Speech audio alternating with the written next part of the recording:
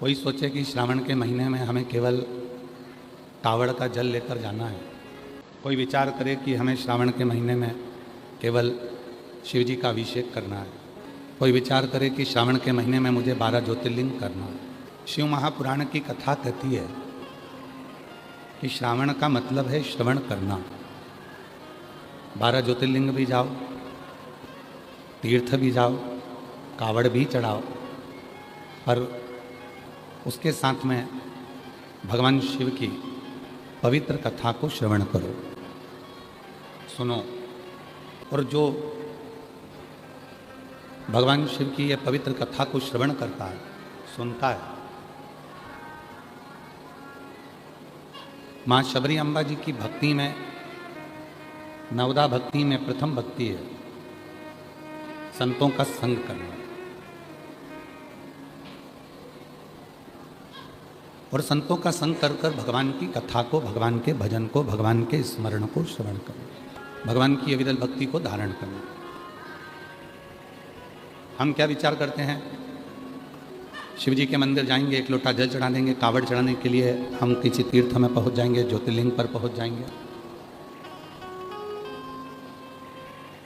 पर शिव महापुराण की कथा कहती है शिव को प्राप्त करने का सबसे सुंदर यदि कोई साधन है तो भगवान शिव की शिव महापुराण की कथा को श्रवण करने बैठ जाओ, उससे सुंदर कोई साधन है। भगवान शंकर की पवित्र कथा को सुनने के लिए बैठ जाओ, उससे सुंदर कोई साधन नहीं हो सकता।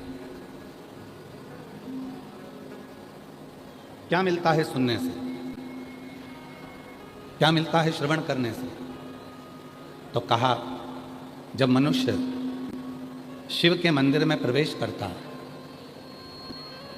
जब मानव भगवान शंकर के मंदिर में प्रवेश करता है या शिव महापुराण की कथा को सुनने के लिए पंडाल में जाकर प्रवेश करता है, बस, या जो आस्था चैनल पर सुन रहे हैं, जो सोशल मीडिया पे सुन रहे हैं, अपने मन को, अपने चित्त को जब हम भगवान की कथा की ओर लेकर जाते हैं, तो जब यह मन सत्संग में, कथा में, मंदिर में प्रवेश करता है, तो इस मन के द्वारा जितने भी पाप होते हैं वो सारे पाप एक क्षण में समाप्त हो जाते हैं और जीव परमात्मा की शरणागति ग्रहण करता है। शंभु शरणे पड़ी मांगो घड़ी रे घड़ी, दुख काटो दया करी दर्शन आपो। शंभु शरण पड़ी मांगो घड़ी रे घड़ी, दुख काटो दया करी दर्शन आपो। सत्संग में, मंदिर में, भगवान की शरणागति में कौन जाता है? किसको भगवान अपनी शरणागति में बुलाता? सब अपने अपने घरों में व्यस्त हैं, सब अपने अपने कामों में व्यस्त हैं। कोई अपनी फैक्ट्री पर है, कोई अपनी दुकान पर है, कोई अपने व्यापार पर है, कोई अपने कार्य में लगा हुआ है। माताएं भी सब अपने अपने कार्य में व्यस्त हैं, सब अपने कार्य में। पर यदि आप सूचना मिलने पर कि हमारे भिलाई में जयंती स्टेडियम में शिव महापुराण की कथा चल रही है, सूचना मिली, सबको मिली, पर इतने बड़े भिलाई में से भगवान उसी को अपने पंडाल में बुलाता है जो भगवान का रिश्तेदार होता है, शिव का रिश्तेदार। शिव का कोई संबंध उसका। लोग नौकरी पर रखते हैं, यहाँ की जो सरिया कंपनी होगी, लोहे की कंपनी होगी, तो यहाँ की जो कंपनी वाले होंगे वो कंपनी वाले भी बहुत सारे एजेंट रखे होंगे। उनसे कहा होगा कि हमारी कंपनी का माल लो और इस कंपनी के माल को बेचो। सीमेंट की कंपनी वाला है तो वो भी बेचता है, कपड़े वाला है तो वो भी बेचता है, लोहे वाला है तो वो भी बेचता है। सबने अपनी अपनी कंपनी बनाई है और उस कंपनी का माल सब बेच रहे हैं। पर हर दुकान पर वो कंपनी का माल नहीं मिलेगा। कोई कोई दुकान ऐसी चिन्हित कर दी जाती है कि कंपनी का माल आपको यहाँ प्राप्त हो।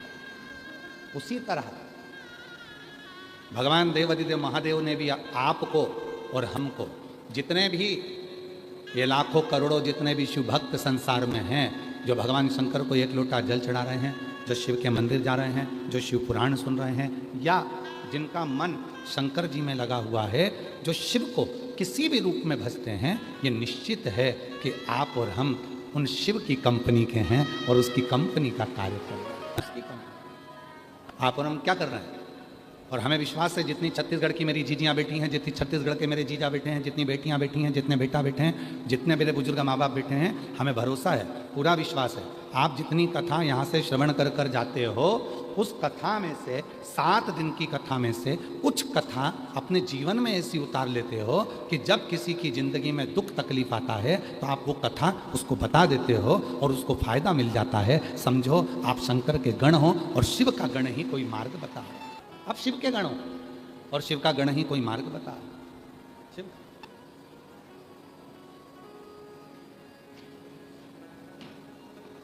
कितनी परीक्षा लेता है बाबा।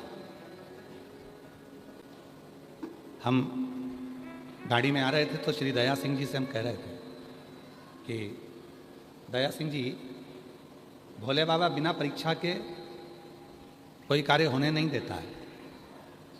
तो दया सिंह जी कह रहे थे, गुरु जी जब से कथा चालू हुई है तब से रोज प्रतिदिन पानी की झड़ लगी पड़ी हुई है, पानी की झड़। तो हम उनसे कह रहे थे कि दया सिंह जी, कोई पुण्याई होती है तब अपने क्षेत्र में जलवृष्टि अच्छी होती है। ये तुम्हारी पुण्याई और इन शिव भक्तों की पुण्याई, जो इतनी जलवृष्टि हो रही है, ये शिव की उदारता, ये शिव की कृपा। और परीक्षा कितनी है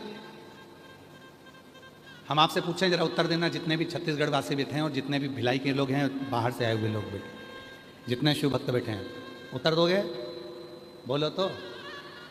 तुम्हारे घर में शादी है, बारात आ रही है, बारात में 60 लोग हैं, 70 लोग हैं, 100 लोग हैं, पत्रिका बाटी है, 300 आदमी का खाना है, 300 आदमी का भोजन है, और तुमने पूरी तैयारी करी और उसी दिन पानी धड़ धड़ा के आ जाए। अब 300 तो तुम्हारे मेहमान आने वाले, 100 बाराती, 60 घराती घर के लोग, और पानी के में रुकूं नहीं। विचार करिएगा, व्यवस्था ठीक हो सकती है क्या? जम के बोलो जरा। नहीं। पर मैं भिलाई क्षेत्र के कलेक्टर, एसपी, एसएसपी और यहाँ के सभी अधिकारियों को और बोलबम सेवा समिति को, दया सिंह जी को साधुवाद देता हूँ कि 2 दिन से लगातार 1 मिनट के लिए पानी बंद नहीं हो रहा, उसके बाद भी व्यवस्था भगवान की कृपा से सुचारू चल पड़े हैं। 1, 2, 3, 4, 5 टेंट में इतने भक्त हैं कि लोग छाता लगा लगा कर पीछे हैं। आस्था चैनल वालों जरा पीछे का कवरेज करिए। इतना टेंट भरा पड़ा है, उसके बाद भी लोग छाता लगा लगा के पीछे, पूरे के पूरे छाता लगा लगा कर पूरे लोग बैठे हुए। टेंट भरे होने के बाद लोग छाता लगा लगा के चारों तरफ बैठे। ये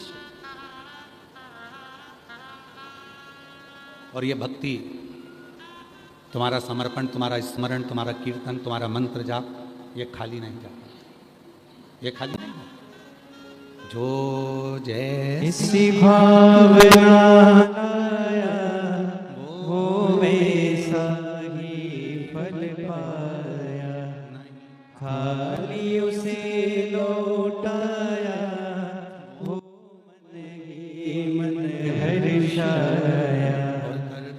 माला माल काशी वाले ने लुटा दिया भंडार, काशी वाले ने लुटा दिया भंडार, काशी वाले ने लुटा दिया भंडार, काशी वाले ने दिया माला माल, काशी वाले ने लुटा दिया भंडार, काशी वाले। कैसे वो शिव तुमको जब इतनी परीक्षा ले रहा है, पानी गिरा रहा है, फिर भी तुम्हें कीचड़ में पानी में वो बुला रहा है, बिठा रहा है, कथा सुना रहा है, और उस परीक्षा में तुम सब पास होते चले जा रहे हो, तो मेरा बाबा कुछ तो देखकर कुछ तो करुणा करेगा वो आप पर। पार्वती जी ने भी चंचुला देवी से ये प्रश्न किया। एक बार माता पार्वती जी ने चंचुला देवी से पूछा, चंचुला तू यहां तक कैसे पहुंची?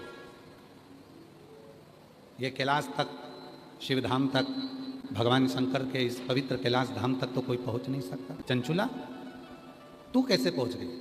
चंचुला,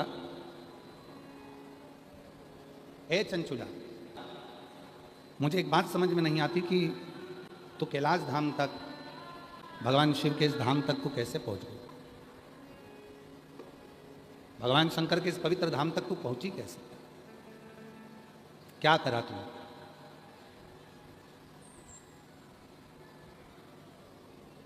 चंचुला बोली, मेरे जीवन का बहुत दुख है, बहुत दुख। कोई छोटा मोटा दुख मेरी जिंदगी का नहीं है, मेरे जीवन में बहुत दुख, बहुत तकलीफ। और कल कथा में कहा था, जूते की दुकान पर एक जूता नहीं बिकता है, जूते की दुकान पर जोड़ी से जूता बिकता है। 8 नंबर का जूता लोगे तो 2 ही जूते मिलेंगे, एक इस पाँव का, एक इस पाँव। उसी तरह जीवन में जब हम जन्म लिए हैं तो हमारी जिंदगी में 2 ही चीजें हैं, एक सुख और एक दुख। और ये दोनों चीजें हमारे साथ में सब में चलती हैं। कोई करोड़पति बन जाए, धनपति बन जाए, वैभवपति बन जाए, सत्तापति बन जाए, बहुत दौलत का अधिकारी बन जाए, जिसके पास में खूब सारा पद मिल जाए, कुर्सी मिल जाए, प्रतिष्ठा मिल जाए, यश मिल जाए और खूब वैभवपति हो जाए, और ये सोचे कि मेरी जिंदगी में दुख नहीं आएगा, तो ये तो व्यर्थ की बात, व्यर्थ। दुख तो आएगा, तकलीफ तो आएगी, कष्ट तो आएगा, और वो कष्ट को, वो दुख को, वो तकलीफ को कोई दूसरा भी नहीं मिटाएगा, उसको आपको खुद को मिटाना पड़ेगा, स्वयं। अपने को, खुद को उस दुख को समाप्त करना पड़ेगा, कोई दूसरा नहीं। शाम को जब अग्रसेन भवन में जब पहुंचे, जहां रुके हैं भिलाई में, तो वहां कोई शाम के समय पर बोल रहा था, गुरुजी मेरे कर्म भगवान ने ना जाने कैसे लिख दिए है, मेरे कर्म में भगवान ने दुख ही दुख लिख दिए। हमने कहा, देखो भैया, आप कह रहे हो कि भगवान ने आपका कर्म लिखा है, पर सही मायने में तो यह है कि अपना कर्म परमात्मा कभी नहीं लिखता, अपना कर्म अपन खुद लिखते हैं। हमने जो पूर्व में करा होता है वो हम आज पढ़ रहे हैं, और जो आज कर कर जाएंगे वो हमें अगले जन्म में पढ़ना है। कोई हमारे कर्म को कोई दूसरा नहीं लिख सकता, हमारे कर्म को कोई दूसरा लिखने वाला नहीं हो सकता। हमारे अपने कर्म को हम स्वयं लिखते, स्वयं। इसलिए आपको कल भी कहा था, हिम्मत बुरे कर्म कर बंदे वरना पछताएगा, भगवान की आंखों से तू बच नहीं पाएगा, तू बच नहीं पाएगा। अरे ओ अज्ञानी मत करना दान, तेरे कर्म का फल भी तू ही पाएगा, जैसा किया तूने तेरे आगे आएगा। मत बुरे कर्म कर बंदे वरना पछताएगा, भगवान की आंखों से तू बच नहीं पाएगा, तू बच नहीं पाएगा। चंचुला देवी कहती है कि मैं बड़ी दुखी हूं। पार्वती जी बोल रही हैं कि दुख तो मेरे को मालूम है, तेरी जिंदगी में कितना दुख है, पर तू ये मुझे बता कि तू यहां कैसे पहुंच गई, तू यहां पर पहुंची कैसे? लोग मरने के बाद इतनी जल्दी कैलाश नहीं आते, लोग मरने के बाद इतनी जल्दी कैलाश पर्वत पर शिव के धाम में नहीं आते। डीले कम कर दो थोड़ा। लोग इतनी जल्दी कैलाश पर्वत पर नहीं आते, इतनी जल्दी लोग मरने के बाद शिव के धाम नहीं आते। तुम इतनी जल्दी शिव के धाम कैसे आए, क्या कारण? चंचुला कहती है, मैं एक ब्राह्मण की पत्नी हूं, मेरा पति है बिंदु। मेरी जीजियों बड़ी सावधानी से सुनना। आज कौन सा वार है? जम के बोलो, मंगलवार। सावन के महीने में मंगलवार का जो दिन होता है उसको मंगला गौरी की व्रत का दिन कहते हैं। हमें इधर का नहीं मालूम कि इधर मंगला गौरी व्रत होता है कि नहीं होता। होता है? आप लोगों का है व्रत? इधर साइड भी होता है मंगला गौरी? तो जितनी भी मेरी जीजियाँ मंगला गौरी व्रत कर रही हैं सबके चरणों को मैं नमन करता हूँ, प्रणाम करता हूँ। आप सभी को मेरी ओर से अखंड सौभाग्यवती होने का मंगला गौरी व्रत की बहुत बहुत बधाई। बहुत बहुत। आज ये कथा मंगला गौरी व्रत के दिन इसलिए सुना रहे हैं जिससे जितनी भी मेरी जीजियाँ हैं जो जिस कामना से आई हैं, भगवान उनके हाथ का चूड़ा, पाँव की बिछुड़ी, मांग का सिंदूर, मस्तक की बिंदी मेरा भोले भंडारी मंगला गौरी व्रत की साक्षी में पूर्ण करे। खूब आनंद के साथ अखंडता उनके जीवन में हो और अखंड सौभाग्यवती हो, ये भाव से आज ये चंचुला देवी का चरित्र अपन लिया। अच्छा, ठीक है। तो आज ये मंगला गौरी का जो चरित्र, मंगला गौरी के दिन में, आज मंगला गौरी व्रत के दिन पर जो चरित्र आया है उसको सावधानी से सुनो। चंचुला देवी कहती है मैं ब्राह्मण की पत्नी हूँ, बिंदुक मेरा पति है, बहुत अच्छा था मेरा पति, भगवत भजन भी करता था, कीर्तन भी करता था, मंत्र जाप भी करता था, नाम जाप भी करता था, भगवत भक्ति में डूबा रहता था। पर उसकी जिंदगी में कुछ ऐसे मित्र आ गए जिन मित्रों ने मेरे पति की दशा को बदल दिया, और दशा बदली तो वो दुर्दशा में पहुंच गया, दुर्दशा में हो गया। व्यसन वो करने लगा, मदिरापान वो करने लगा, जुआ वो खेलने लगा, मंदिर जाना बंद कर दिया, देवस्थान जाना बंद कर दिया, संकीर्तन करना बंद कर दिया, सत्संग करना बंद कर दिया, मंत्र जाप से परे हो गया, दूर। आखिरी में पैसे की भूख इतनी बढ़ गई, धन की भूख इतनी बढ़ गई कि मेरा पति चोरी करने लगा और चोरी का धन लेकर जा रहा था, और वो चोरी के धन को दीवार पर चढ़कर चोरी के धन को लेकर जा रहा था। उसको नहीं मालूम था कि साइड में कुआं है, उस कुएं के जल में मेरा पति गिर गया और गिरते ही मेरे पति के प्राण छूटे, वो प्रेत योनि में चला गया। जीजियों, मंगला गौरी व्रत जो माताएं करती हैं उनको तो मालूम होगा कि श्रावण के महीने में मंगलवार के दिन यह मंगला गौरी व्रत होता है। कुंवारी लड़कियां भी करती हैं, शादीशुदा माताएं भी करती हैं, और जगत की जितनी नारियां हैं इस मंगला गौरी व्रत को अपनी कामना के लिए करती हैं। 16 चीज़ों का इसमें दान दिया जाता है, 16 वस्तुएं इसमें दान करी जाती हैं, 16 चीज़ें इसमें दान किए जाते हैं। चंचुला देवी ने जैसे ही देखा कि मेरा पति प्रेत योनि में पड़ गया, और इस प्रेत योनि में पड़ने के बाद इसकी गति नहीं होगी, इसकी गति नहीं हो सकती, अब इसको प्रेत योनि से मैं मुक्त कैसे करूं? मैं क्या करूं? मैं क्या करूं कि ये प्रेत योनि से मुक्त हो जाए? मैं ऐसा कुछ कर दूं जिससे ये प्रेत योनि से छूट जाए, तो करूं क्या? गई, एक ब्राह्मण देवता के पास पहुंची और वहां जाकर उसने उनसे निवेदन करा। ब्राह्मण देवता ने कहा तुम्हारी पति तो इतना गलत था, जुआ खेलता, मदिरा पीता, मांसाहार करता, वेश्यावृत्ति करता, गलत काम करता, तो उसको तो प्रेत योनि में जाना ही था। डीले कम कर दो, डीले कम कर दो, उसको तो प्रेत योनि में जाना ही था। अब उसके लिए क्या करोगी? चंचुला देवी ने ब्राह्मण देवता से कहा बाबा मैं भी ब्राह्मणी हूँ, ब्राह्मण की पत्नी हूँ, पर बात इतनी सी है कि मेरा पति स्वप्न में आता है और बोलता है कि मेरी मुक्ति नहीं हुई, मेरा मोक्ष नहीं, प्रेत की योनि में पड़ा, भटक रहा, कभी वो मुझे श्वेत कपड़े में दिखता है, कभी मुझे वो सफेद वस्त्र में नजर आता है, कभी एकदम विकराल सा रूप रख लेता है, कभी उसके दांत बड़े नजर आते हैं, कभी उसकी बड़ी बड़ी आंखें नजर आती है, कभी बाल बिखरे नजर आते हैं, कभी उसका स्वरूप मुझे समझ नहीं आता, उसका स्वरूप क्या है,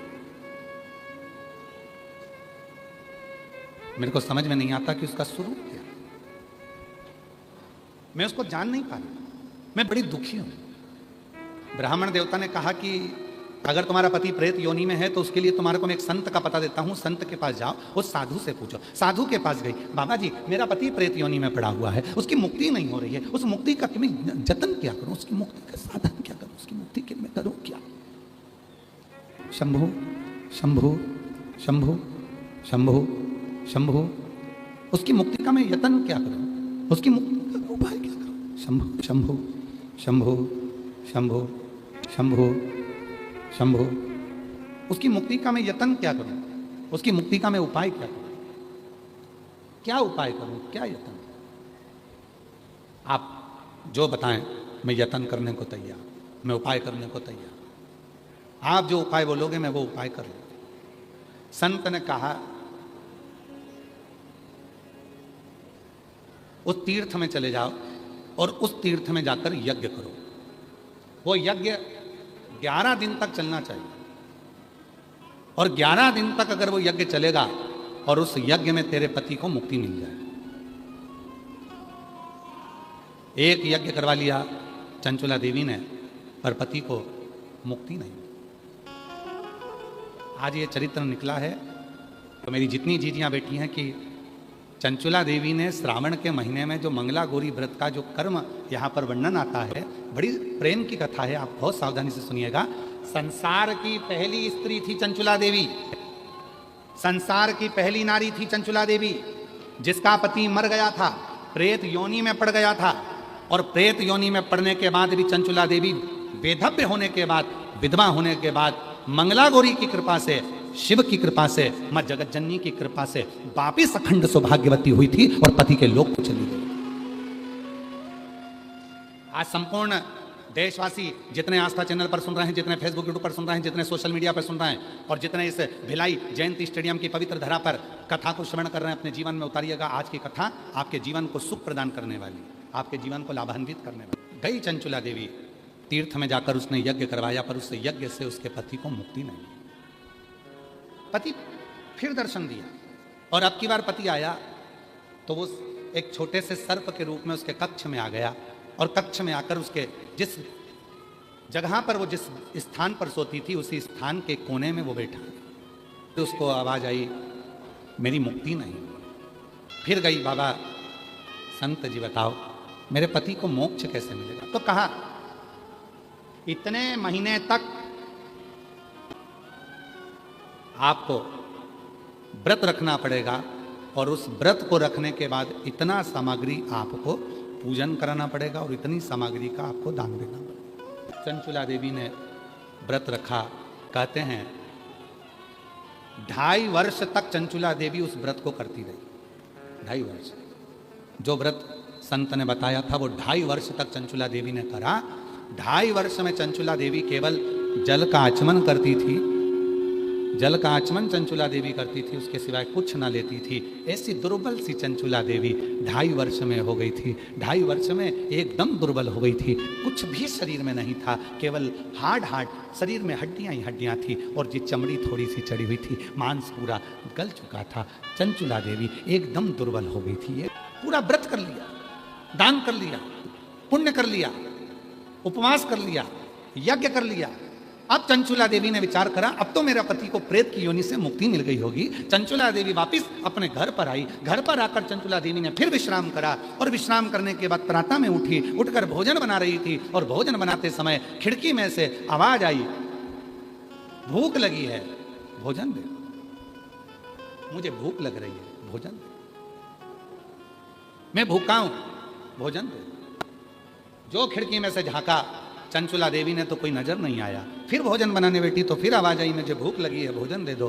चंचुला देवी ने आवाज लगाकर कहा, मैं खिड़की में से झांकती हूं, कोई मुझे दिखता नहीं है, तुम कौन हो जो तुम भूख से व्याकुल हो और मुझसे भोजन मांग रहे हो? तभी बिंदुक फिर आवाज लगाकर बोला, चंचुला मैं तेरा पति बिंदुक प्रेत योनि में पड़ा हूं, मेरी मुक्ति नहीं हुई है। चंचुला कहती है, मैंने यज्ञ करवा दिया, मैंने पूजन करवा दी, मैंने व्रत करवा दिया, मैंने उपवास करा दिया, मैंने दान दे दिया, मैंने अनुष्ठान करा दिया, मैं सारे तीर्थों में घूम कर आ गई, सारे तीर्थ में होकर आ गई, और हर जगह पर मैंने सब कुछ किया। अब केवल मेरे पास कुछ भी धन नहीं बचा है, केवल जिस छोटे से झोपड़े में मैं रहती हूँ, इस झोपड़े को बेचने के सिवाय मेरे पास साधन नहीं है। मेरे जितने जेवर थे मैं सब बेची आई, क्योंकि अब कुछ बचा नहीं है। यज्ञ कराना है तो थोड़े धन की जरूरत पड़ेगी, अनुष्ठान कराना है तो धन की जरूरत पड़ेगी, उपवास करा है तो भी धन की जरूरत पड़ेगी, और कोई पाठ पूजन करना है तो भी धन की जरूरत पड़ेगी। मेरे पास अब धन नहीं बचा है, मैं कैसे तुम्हारी मुक्ति का साधन ढूंढूं, मैं कैसे तुम्हें मुक्त कर दूं?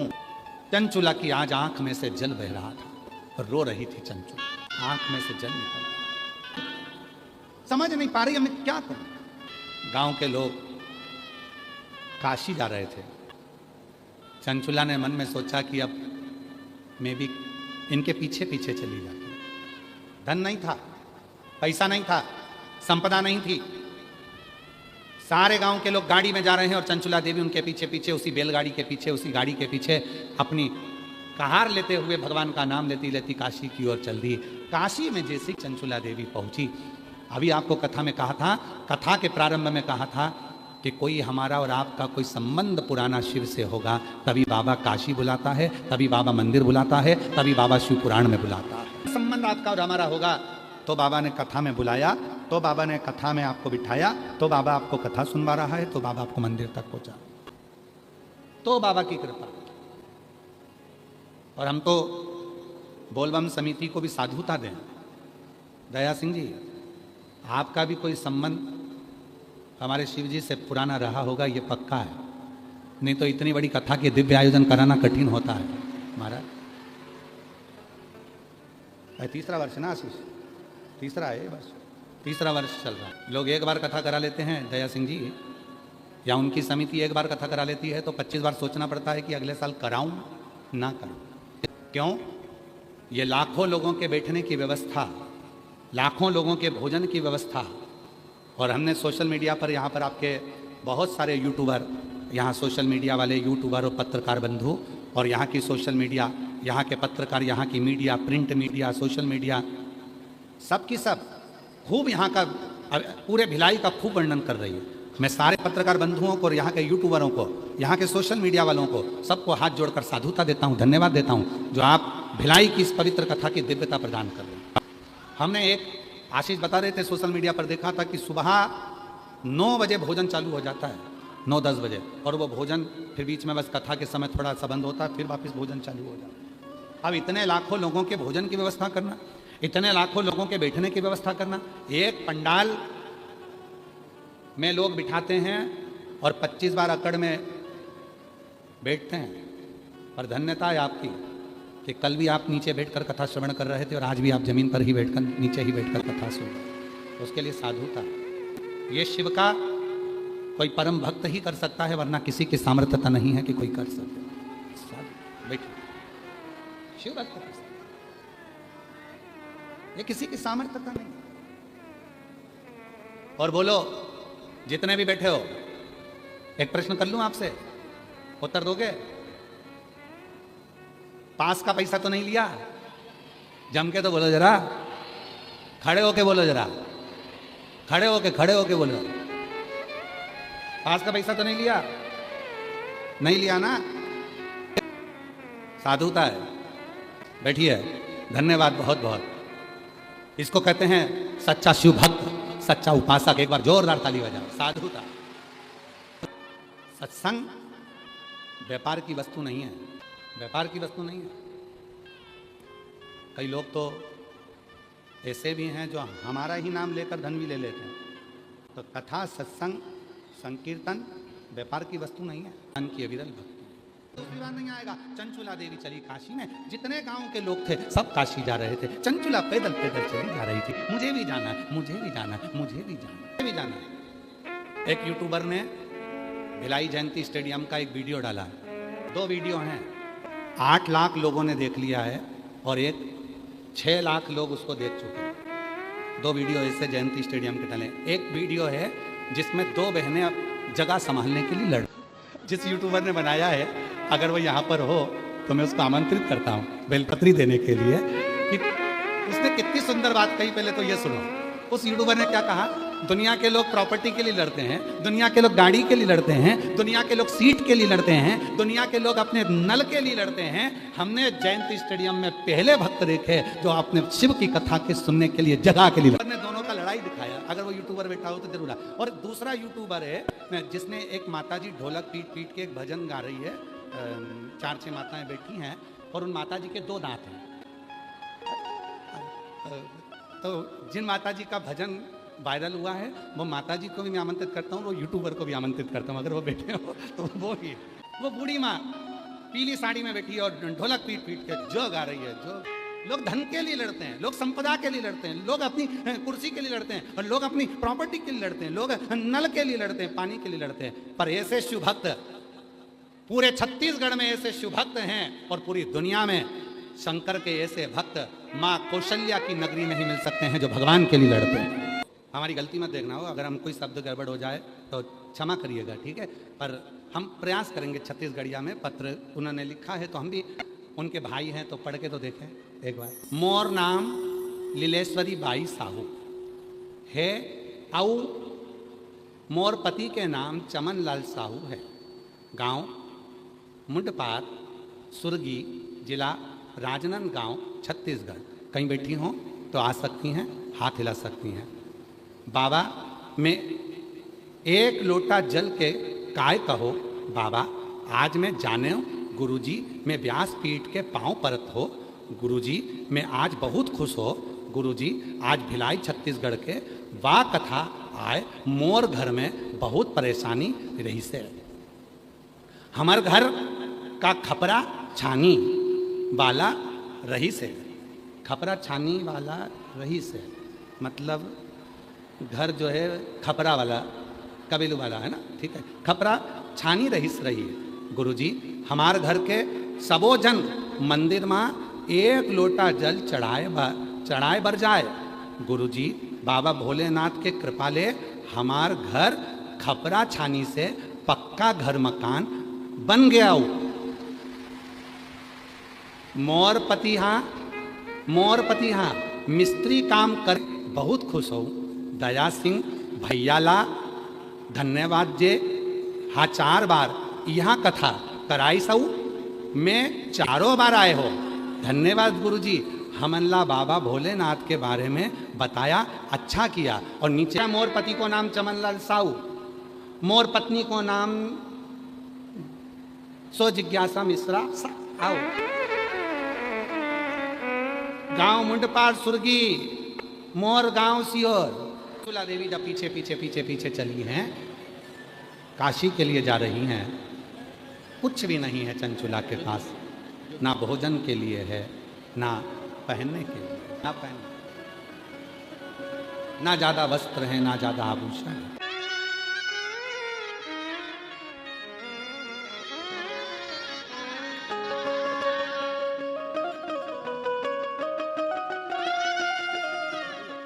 जोरदार ताली बजाकर साधु था, बहुत बहुत आनंद।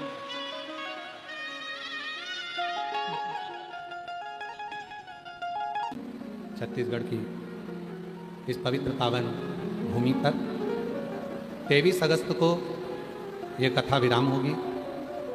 25 अगस्त को बाबा की सीहोर की कामना कावड़ जो भौम प्रदोष के दिन भरा रही है,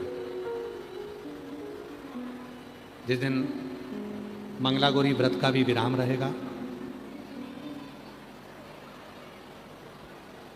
प्रदोष की कावड़ जो सीहोर की भराती है वो कहीं ना कहीं किसी ना किसी रूप में संसार के जीवों का फल प्रदान करती है। वो 25 अगस्त को सुबह 9 बजे माँ सीवन के तट से चलेगी। 11 किलोमीटर तक ये कावड़ बाबा के धाम आप और हम सब पैदल चलेंगे। जो भी शुभ भक्त आ रहे हैं बड़े भाव से आए, पर साथ में सोना चांदी हीरा पन्ना लेकर ना आए। ज़्यादा बीमार व्यक्ति है तो वो ना पहुँचे। 28 अगस्त को रक्षाबंधन है। सीहोर वाले बाबा की ओर से मेरी सभी जीजियों को रक्षाबंधन की बहुत बहुत बधाई अभी से दे देती हूँ।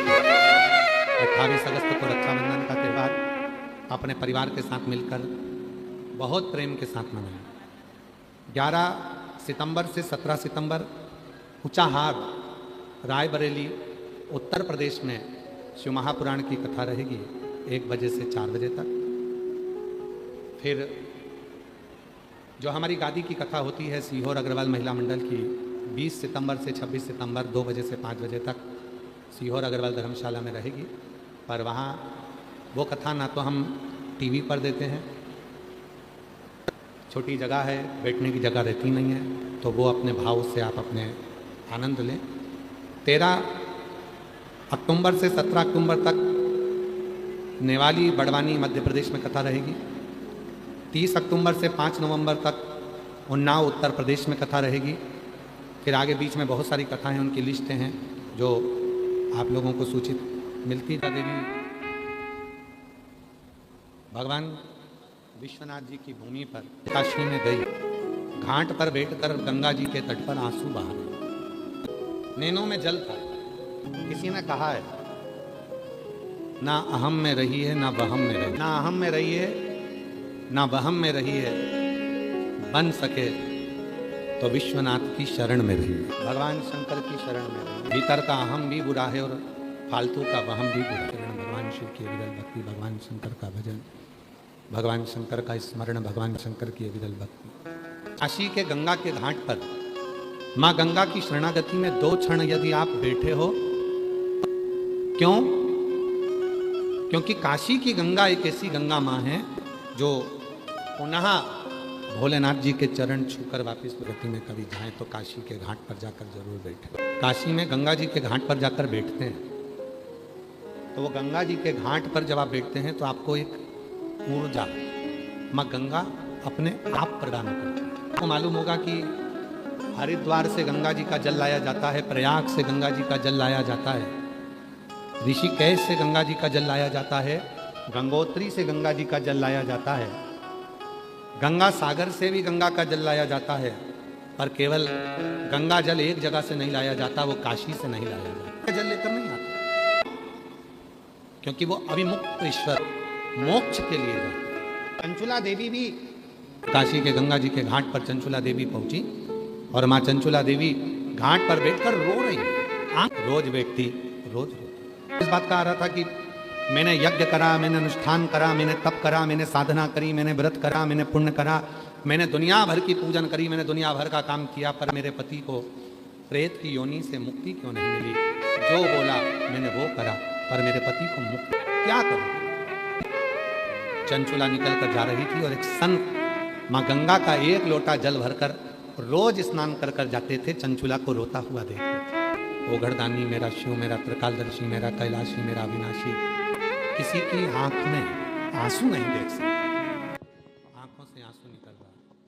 संत ने देख लिया, संत ने पूछ लिया क्या बात है, क्यों रो रही हो? मैं तुमको इतने दिन से देख रहा हूं, तुम बस घाट पर आती हो, गंगा जी के घाट पर आकर रोती हो। मैं तुमको इतने दिनों से देख रहा हूं, तुम गंगा जी के घाट पर आती हो, बैठती हो, रोती हो, बात क्या है बेटा? क्या शिव का भक्त अपनी जिंदगी में अगर एक बार मिल जाता है तो वो सामने वाले की 71 पीढ़ी को तार देगा। एक भक्त ऐसा होगा जो अपने से जोड़ेगा और एक भक्त ऐसा होगा जो मंदिर से जोड़ेगा। कहे कि मेरे पास आना, मेरे मठ पर आना, मेरे मंदिर में आना, मेरे पास आना, मैं तुम्हारे लिए यह कर दूंगा, मैं तुम्हारा दुख मिटा दूंगा, मैं तुम्हारी तकलीफ मिटा दूंगा, मैं तुम्हारा कष्ट मिटा दूंगा, समझ लेना कि वो श्रेष्ठ नहीं है।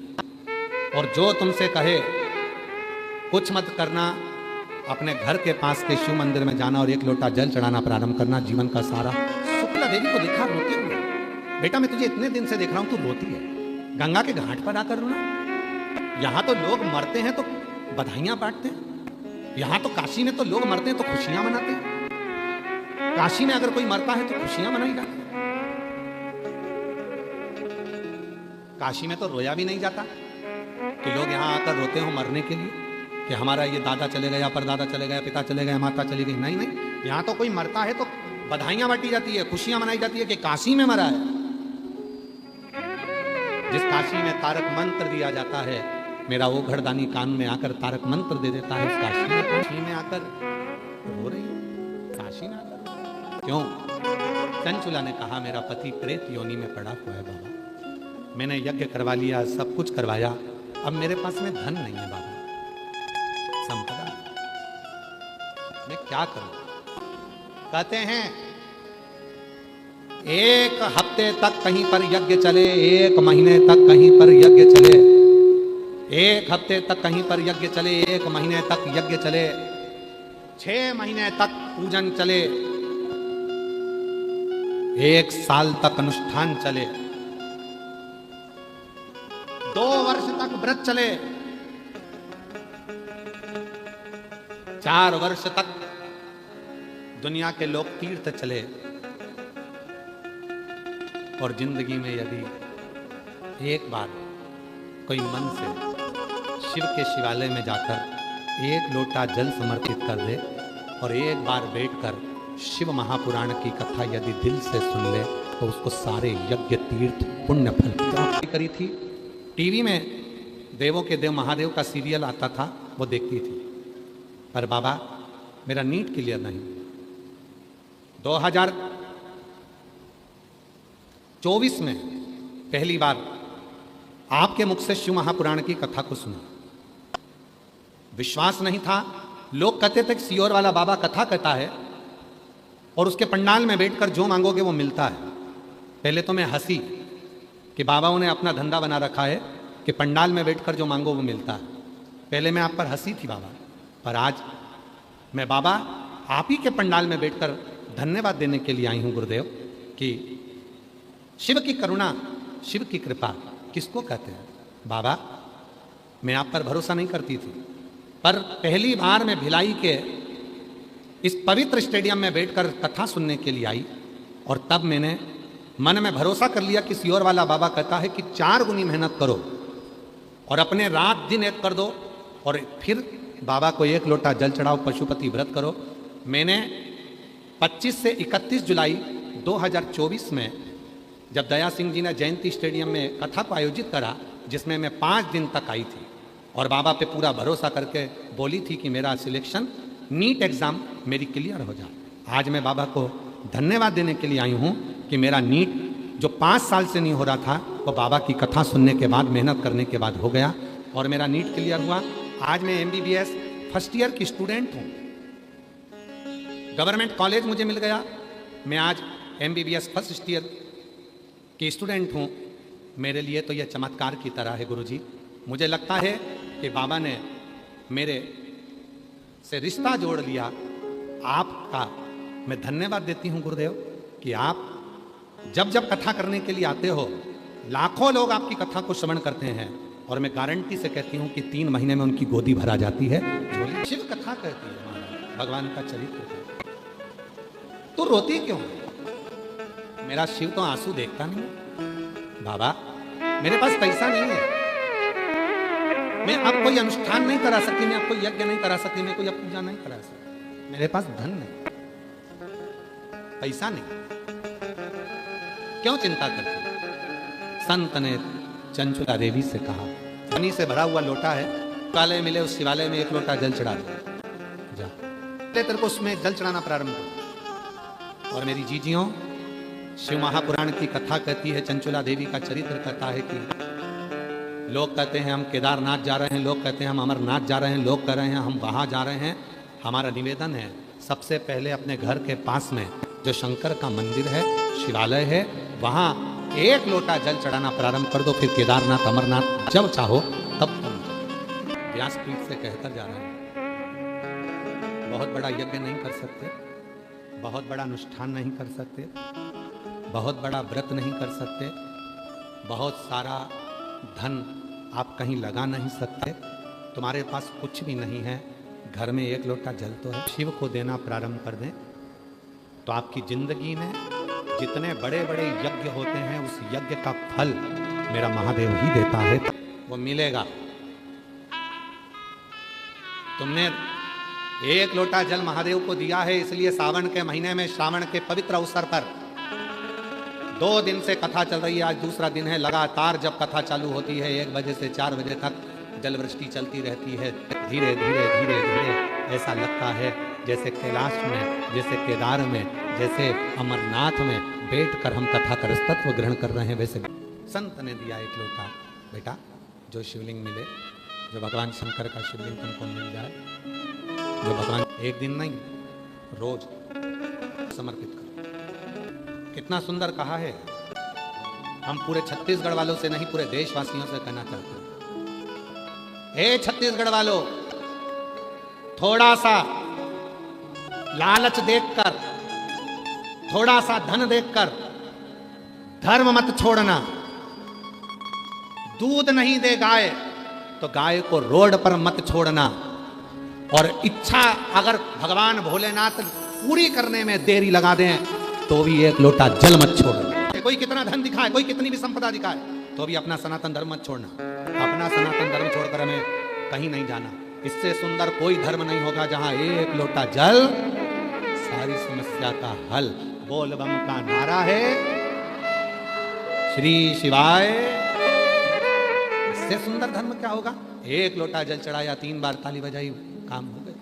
और शिव पुराण तो यहाँ तक कहती है, भगवान शंकर की कथा तो यहाँ तक कहती है कि बाबा की कथा में हमारे पास में कई लोग कहते हैं बाबा जी हमारे पास डमरू नहीं है, हम डमरू बजा सकते हैं। कोई ने कहा बाबा जी हमारे पास ये नहीं है, हम ये ला सकते हैं। यहाँ तक शिव पुराण कहती है शंकर भगवान को प्रसन्न करने के लिए स्वयं देवताओं ने भी जो प्रयास करा, हाथ के डमरू नहीं, सामान के डमरू नहीं, अपने गाल के डमरू का नाद किया।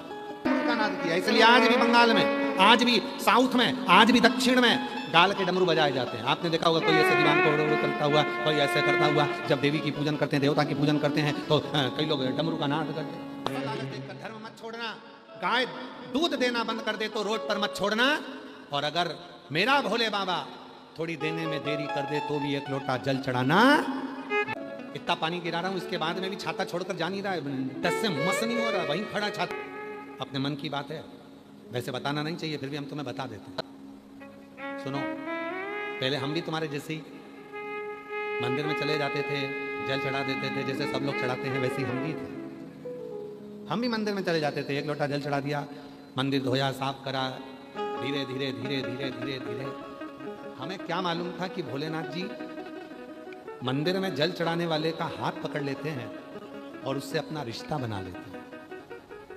मेरे बुजुर्ग माँ बाप, हम आपसे कहते हैं कि आप कुछ मत करो, शिव के मंदिर में जाकर 1 लोटा जल चढ़ाना प्रारंभ कर दो, तुम्हें रिश्ता जोड़ने की जरूरत नहीं पड़ेगी। बाबा खुद तुम्हें अपनी बेटी बना लेगा, तुम्हें अपना बेटा बना लेगा। और तुमसे किताब लेकर आ जाते थे और मंदिर में थोड़ा प्रकाश था तो उसमें पढ़ लेते थे। एक लालच और था कि घर में कुछ था नहीं खाने के लिए, मंदिर में बैठ जाते थे तो थोड़ा बहुत चिरौंजी चना दे जाता था तो वो मिल जाता था। तो हमारे त्यौहार की सबसे बड़ी मिठाई होती थी बतासा। आपके यहाँ क्या बोलते हैं उसको? बतासे। हमारे जीवन की सबसे ज्यादा मिठाई हमने खाई है तो बतासे ही खाई। दिवाली आती तो बतासे खाते थे, होली आती तो बतासे खाते थे, कोई बड़ा फंक्शन होता था तो बतासे खाते थे। हमारे जीवन की सबसे बड़ी मिठाई बतासे। कोई चिरौंजी और चना दे जाता था तो उस दिन दिवाली हो जाती थी कि आज इतना सारा चिरौंजी चना नारियल फूटा हुआ इतना इकट्ठा हो गया है, आज बड़े प्रेम से हम सब मिलके खाएंगे। वो पूंजी थी। वो देवता कौन था जिसके मंदिर में बैठते थे? वो देवता कौन था जिसके मंदिर में 1 लोटा जल चढ़ाते थे? और कभी कभी अपने बाल्यकाल में भी भोलेनाथ जी से कभी ये नहीं कहा कि बाबा हमारा ये संकट है। क्यों? जिस सेठ के घर में काम करते हैं ना, उस सेठ को कहना ना पड़े और सेठ सब समझ जाए तो समझना कि सेठ है, वरना वो तो साधारण। जिस महादेव के मंदिर में हम झाड़ू लगा रहे हैं, पोछा लगा रहे हैं, भगवान शिव के मंदिर में 1 लोटा जल चढ़ा रहे हैं, शंकर जी के मंदिर में जाकर बेलपत्र चढ़ा रहे हैं, शिव जी के मंदिर में झाड़ू पोछा कर रहे हैं, शिव जी के मंदिर में सफाई कर रहे हैं, शिव जी के मंदिर में रोज जा रही हो तुम, मत बोलो उससे, उसके मंदिर में केवल जाओ, प्रणाम करो, नमन करो, उसको नमन करो। और फिर याद रखना, तुम रोज रोज मंदिर जाओगी तो उसकी भी आदत पड़ जाएगी, आदत पड़ेगी तो वो एक ना एक दिन तेरे आंख के आंसू को वो पोछे। चंचुला देवी ने जल चढ़ाना प्रारंभ करा। एक दिन चंचुला देवी कुछ दिन तक जल चढ़ाते चढ़ाते जा रही थी और एक बार पांव घाट पर फिसल गया। चंचुला देवी के प्राण छूट, मर गए, प्राण छूट। अब कई लोग कहते हैं हम तो शिव जी को जल चढ़ा रही थी चंचुला देवी, फिर काय को घाट पर पांव फिसल गया, क्यों मर गई? अब उसमें तो भगवान भोलेनाथ जी की इच्छा। कई लोग कहते हैं वो तो अच्छा काम करने गए थे, बताओ उनके साथ ऐसा हो गया। भगवान ने उसके लिए कुछ अच्छा सोचा होगा।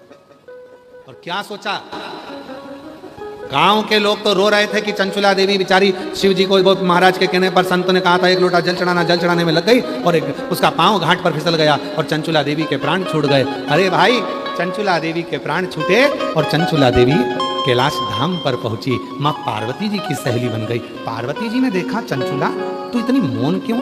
पहले तो भगवान चंचुला से पूछा तू आई कैसे, तो कहा सब कराया, मेरे पति को मुक्ति नहीं मिली, आखिरी में एक संत ने मुझे 1 लोटा जल पकड़ाया, मैं मंदिर जाना प्रारंभ करी, घाट पर पांव फिसला, मैं मर गई, प्राण छूटे तो मैं कैलाश पर आ गई। कैलाश पर क्यों आई? क्योंकि मैं भगवान के लिए जल लेकर जा रही थी, भगवान का धाम था काशी, और मेरे प्राण छूट गए, मैं कैलाश पर आ गई। क्या चाहती है? बस मेरी तो मुक्ति हो गई, मैं तो यहां आ गई, पर एक दुख है, मैं यहां पर आई हूं पर मैं विधवा हूं, बेधव्य हूं। मैं चाहती हूं मेरे पति प्रेत योनि से मुक्त हो और एक दिन मैं भी लाल चूना रोड़ कर, लाल चुनरी ओढ़ कर, 16 श्रृंगार धारण कर कर मैं अपने पति के लोक को जाऊं। पार्वती जी ने कहा ये तो बड़ा मुश्किल है, विधवा होने के बाद सौभाग्यवती होना कितना कठिन है, पर विधि के विधान को अगर कोई पलट सकता है तो वो केवल एक है, वो मेरा देव अधिदेव महादेव। शिव ने कृपा कर दी, कह दिया कह दो चंचुला को तुम रुका जी को बुलाया जाए, कथा करी जाए। चंचुला देवी कहती है कि मेरे पास तो कुछ है नहीं, तो मैं दूंगी क्या, कुछ नहीं, तू कथा सुन। जहां कथा होती है वहां जाकर बस बैठ जाना। तेरा पति प्रेत योनि में होगा, वो भी कथा में आएगा। तू जहां जाएगी वो पीछे पीछे आएगा। भले प्रेत है, भूत है, लोग कहते हैं इसको पित्तर लग गए, लोग कहते हैं वास्तु दोष लग गया, लोग कहते हैं काल सर्प दोष लग गया। हम कहते हैं शिव पुराण में जाकर बैठ जाओ, तुम्हारा वास्तु दोष, तुम्हारा पितृ दोष, तुम्हारा सारे दोष तुम्हारे पीछे पीछे चलकर कथा में आएंगे। वो भी बैठेंगे जैसे चंचुला देवी का पति बैठा, कथा सुनी।